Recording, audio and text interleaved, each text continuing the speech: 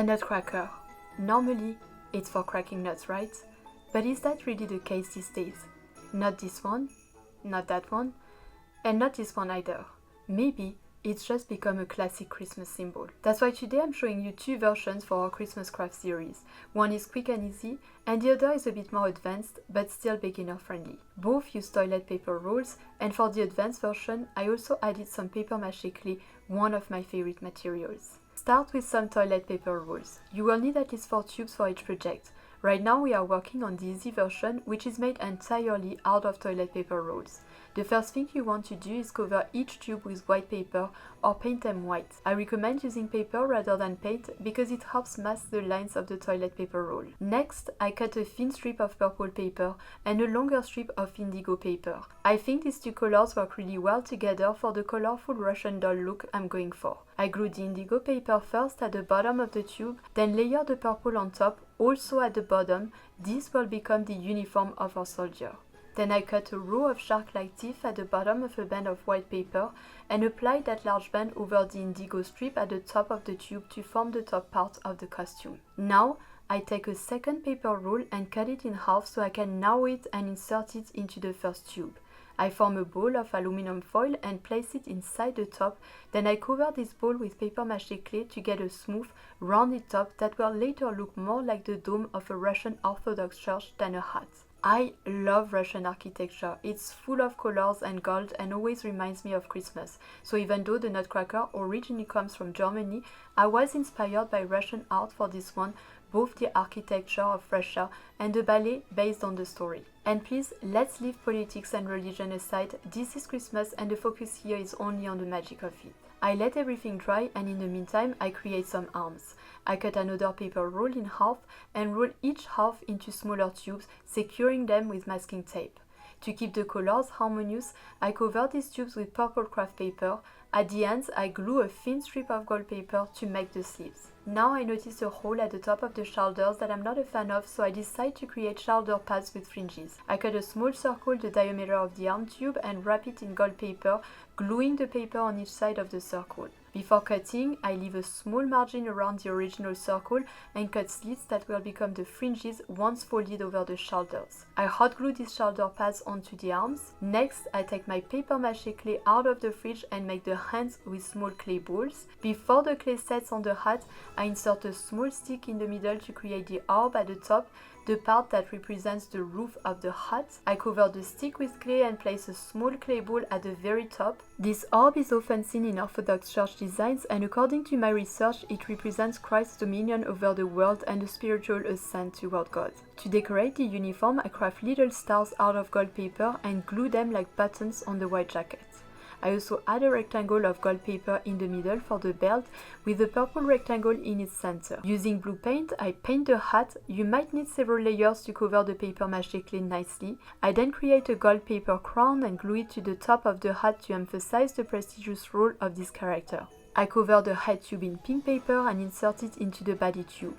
I make 2 white eyes using a punch and glue them to the face, then cut smaller blue circles for the pupils. Since I didn't have brown paper, I colored white paper with a brown marker to make a moustache, which I glued to the face. To save time, I folded the paper and cut one side, which gave me a mirrored moustache.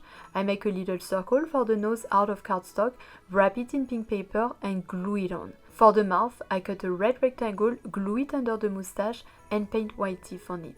We are really getting the look I want now. I make clean holes on each side of the bottom of the face with scissors, though I recommend a pointed screwdriver to make a cleaner job. I insert a piece of straw in these holes. I cut similar holes in the body to attach the head to the body. I paint the hands pink, cut a hole in each arm where it will rest against the body, and I slide the arms onto the straw. Hot glue secures them, but this system allows the arms to move. Finally, I paint some ornaments on the hat to make it look like the roof of an Orthodox church. And with that, the first Nutcracker is done. Now let's move to the second Nutcracker, the more sophisticated one, which is inspired by the Mad Hatter from Alice in Wonderland. As you can probably guess, I love that book, especially the version illustrated by John Tenniel. For this one, I start with a base made of a toilet paper roll. I cover the tube with gold paper, and for the head I layer cream colored paper over it. Later, I decided I wanted a taller nutcracker, so if you're following along, I recommend covering the roll with just gold paper.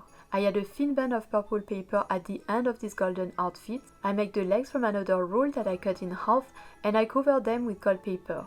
I add orange and purple paper at the hems. I pierce a hole inside each leg to attach them to the body with the same straw technique as before. With 2 other tubes, I make the arms and bend them to create elbows. I wrap them in gold and purple paper, and to finish the shoulders, I glue a circle of gold paper on top of each hole. I hot glue the arms to the body.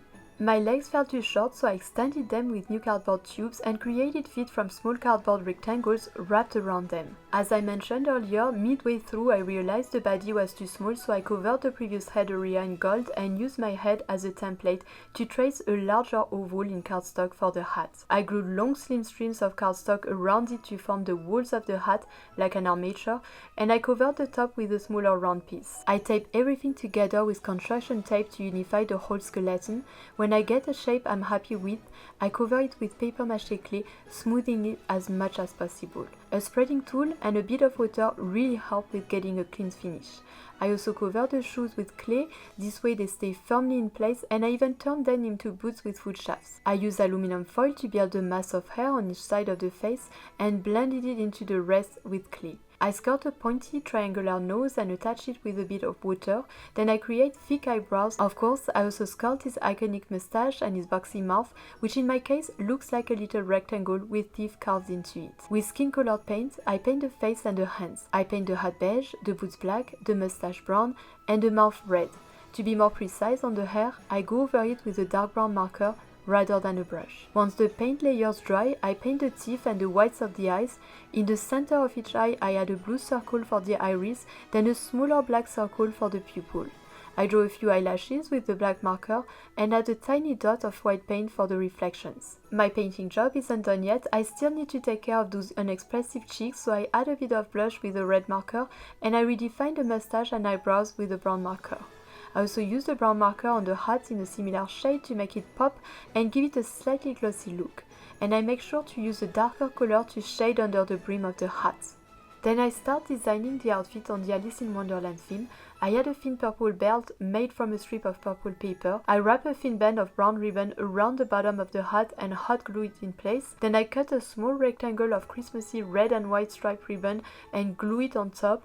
I layer a piece of purple ribbon and a piece of green satin ribbon over that in a random arrangement, and I add a touch of yellow as well. We don't want things to look too balanced here. The ornaments should hint at the whimsical, slightly strange nature of the character. I add a small raised flower sticker I got at the Dollar Tree and color it yellow. I also make a little bow from purple satin ribbon and glue it to the base of the hat. I decorate the arms with thin bands of red satin ribbon and switch the belt to a red and white striped one that pops a bit more. Then I hot glue the feet into place inside the body. The last step is creating the stand for the Nutcracker. For that I use a small box I held onto that has a lid attached. I cover the box with gold paper, making sure I can still open it. In the lid I pierce holes around the Nutcracker's feet and insert transparent twist ties through those holes to secure the figure to the base, just like the way toys are held in blister packaging. Since the twist ties aren't very pretty, even though they are transparent, I later paint them black to make them look like shoelaces once everything is finished. With the Nutcracker now standing securely, I finish gluing the gold paper around the stand to cover the entire box. Then I wrap a Christmassy ribbon from the Dollar Tree around the base to make it look nice. And because I also have another fun and colorful ribbon from Hobby Lobby in matching colors, I layer it on top of the first ribbon. And voila! My second Nutcracker is done, and I really like how it turned out.